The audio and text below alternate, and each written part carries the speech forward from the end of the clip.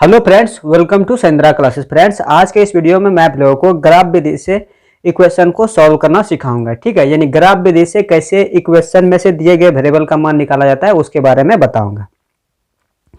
क्योंकि ग्राफ विधि आपके एग्जाम में 5 नंबर में पूछे जाते हैं। ठीक है, और ये जो मैं सवाल लिया हूँ ये सवाल आपके प्रीवियस ईयर में पूछा हुआ है। ठीक है, तो इसीलिए आप इस वीडियो को शुरू से लेकर लास्ट तक देखिएगा और चैनल पर नए तो चैनल को सब्सक्राइब भी कर लीजिएगा, क्योंकि इस वीडियो से आपका 5 नंबर फिक्स हो जाएगा, क्योंकि ये सवाल 5 नंबर में पूछा जाता है। ठीक है, तो देखिए सवाल क्या है कि ग्राफ विधि से हल करें और इक्वेशन हम लोग के पास दिया गया है x + 2y = 6 और सेकंड इक्वेशन दिया गया है 2x - 3y = 12। ठीक है, पहले इक्वेशन में ये दिया गया, ठीक है, और दूसरा इक्वेशन हम लोग के पास में ये दिया गया। ठीक है, यानी इन दोनों इक्वेशन की हेल्प से हम लोग को यानी x और y का मान निकालना है। ठीक है, वो भी ग्राफ का हेल्प से, यानी ग्राफ का यूज करते हुए हम लोग को x और y का मान निकालना है।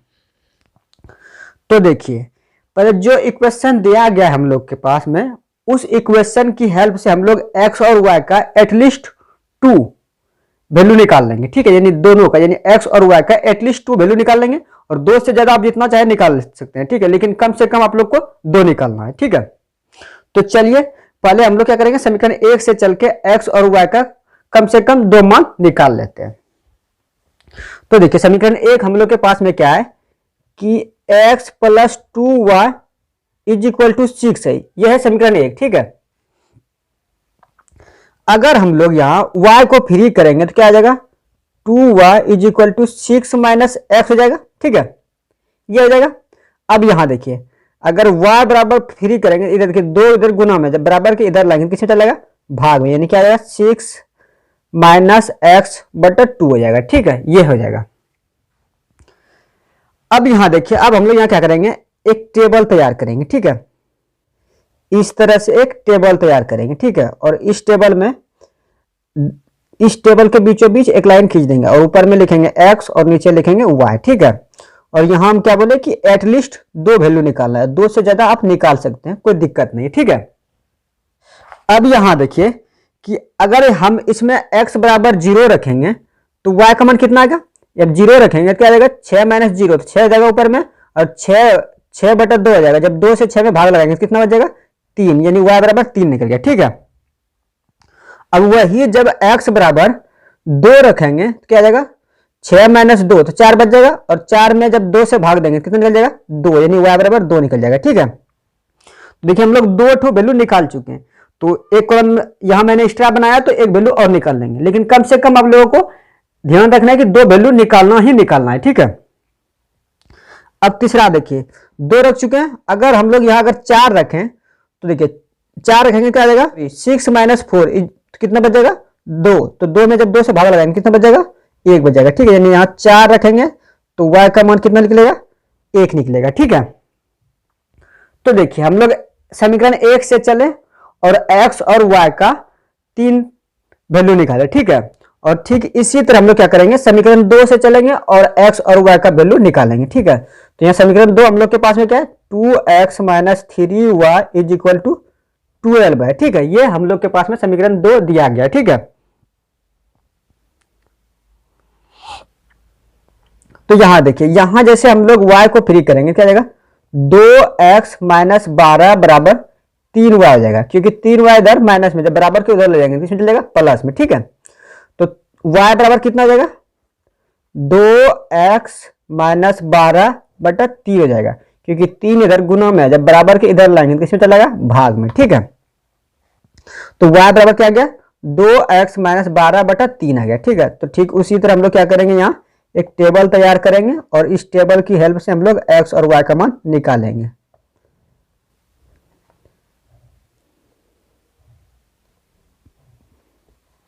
ऊपर में क्या लिखेंगे, x, और नीचे क्या लिखेंगे, y। ठीक है, अब यहां देखिए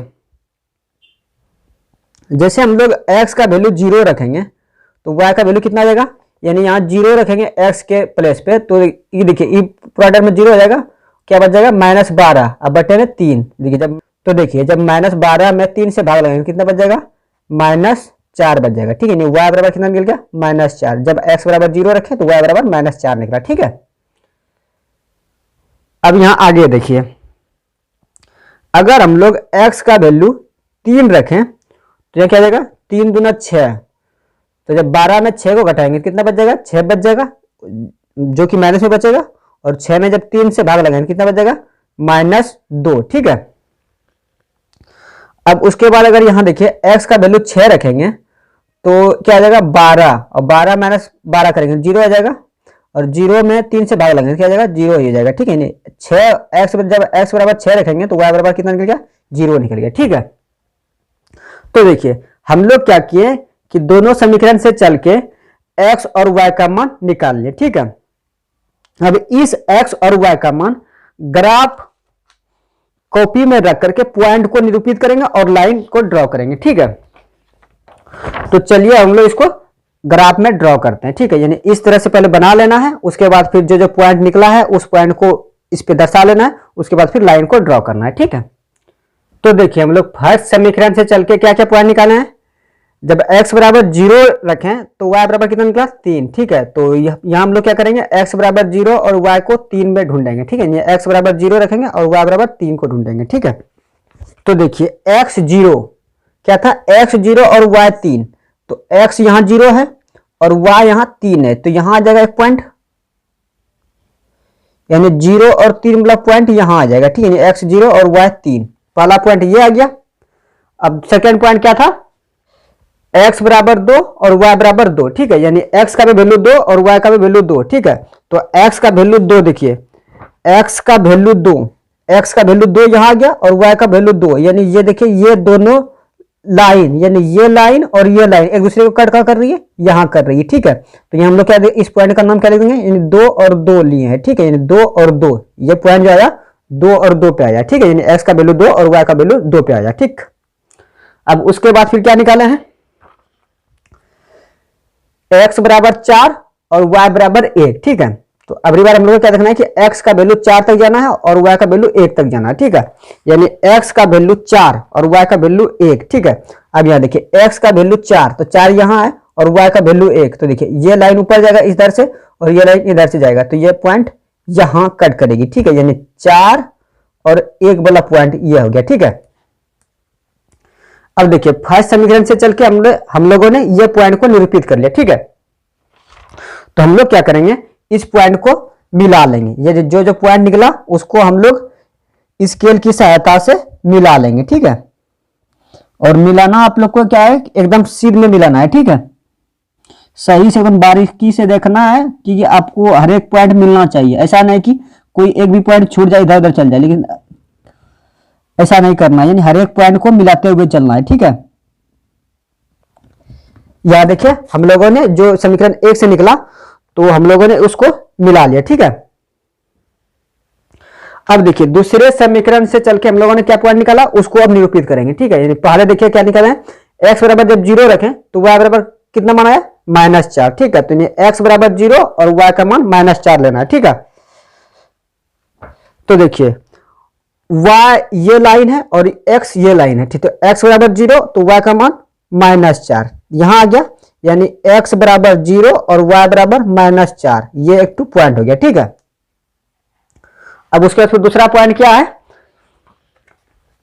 दूसरा पॉइंट क्या है, x बराबर 3 y बराबर -2। ठीक है, तो x बराबर 3 लेना है और y बराबर -2 लेना है। ठीक है। तो देखिए x बराबर 3 यहां आ रहा है और y का -2 यहां आ रहा है, तो देखिए ये लाइन इधर से जब जाएगा तो ये एक दूसरे को यहां कट करेगी। ठीक है, यानी x बराबर क्या आ गया, 3 और -2। ठीक। अब दूसरा पॉइंट क्या है, देखिए दूसरा पॉइंट क्या है कि x बराबर 6 लेना है और y बराबर 0 लेना है। ठीक है। तो देखिए x बराबर 6, तो x ये लाइन है, तो x बराबर 6 और y बराबर 0, तो ये पॉइंट आ जाएगा, यानी 0, यानी 6 और 0 ये पॉइंट आ जाएगा। ठीक है। तो हम लोग के पास में कितना पॉइंट आ गया, पहला पॉइंट ये आया, दूसरा ये, फिर तीसरा ये। ठीक है। तो हम लोग क्या करेंगे, अब इन तीनों पॉइंट को स्केल की सहायता से मिला लेंगे। ठीक है। तो स्केल आप लोग को क्या करना है कि तीनों पॉइंट के सीध में रखना है। ठीक है।